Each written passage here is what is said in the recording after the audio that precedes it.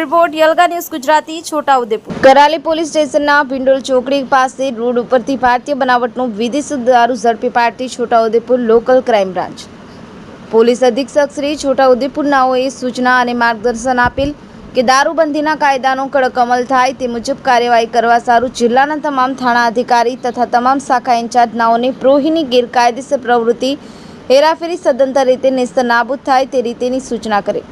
જે અન્વયે V S Gavit police inspector LCB Chhota Udepur નાઓએ એલસીબી સ્ટાફના માણસો પોલીસ માણસોને સૂચના કરેલ। જે અન્વયે સ્ટાફના પોલીસ માણસો કરાલી પોલીસ સ્ટેશન વિસ્તારમાં પેટ્રોલિંગમાં હતા।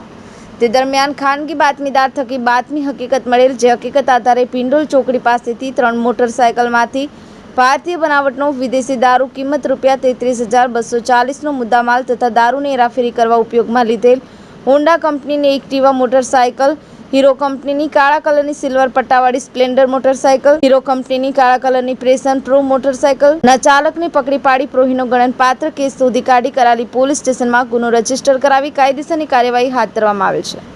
બ્યુરો રિપોર્ટ યલગા ન્યૂઝ ગુજરાતી। રમેશ સત્યની